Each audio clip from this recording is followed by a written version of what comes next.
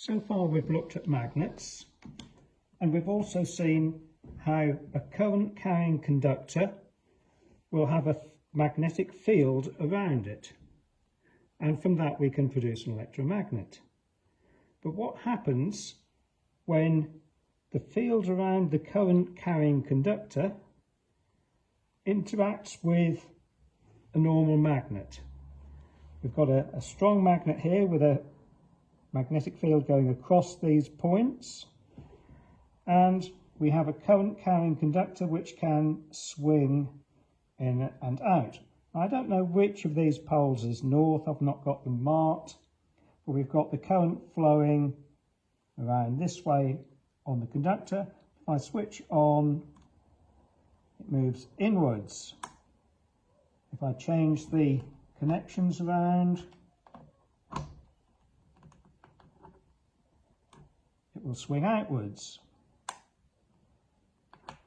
And that's the way the teachers like to demonstrate it, but it also makes quite a good student activity. I'm just going to move the camera in a little bit closer. I've got again 3 meters of wire, and students can make a straight loop of this wire, and because of the stringiness of the wire we can sit it in that magnetic field.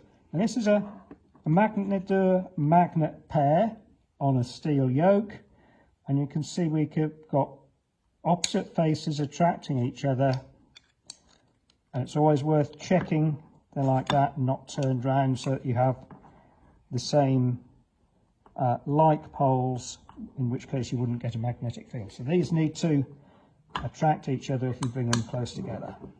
So we're going to sit this loop of wire in the field. If we switch on, it will kick upwards a little bit. A bit longer loop, it might do it a bit more. So, a bit longer loop. It's kicking upwards. We turn it over, turn the connections over, so do that simply by turning the loop over. It deflects downwards. Turn the magnet round, it will deflect upwards again.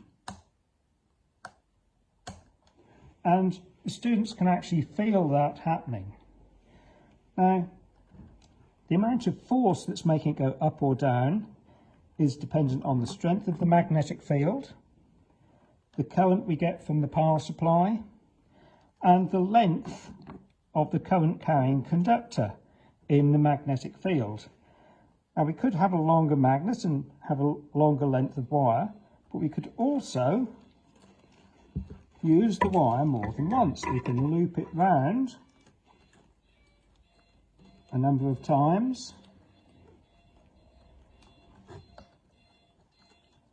so we get a longer length of wire, 4 times as much in the magnetic field, and we should get 4 times the force, and it's noticeably more force on that conductor.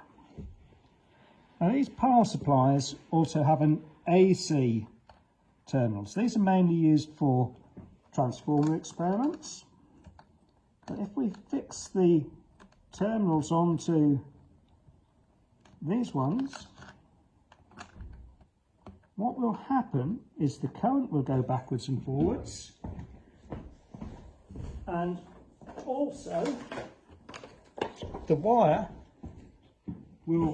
force on the wire will alternate at 50 times per second, so it should be going up and down, so it should oscillate this time. I don't know if you can see that, but I can certainly feel it oscillating. If I put a piece of card on it,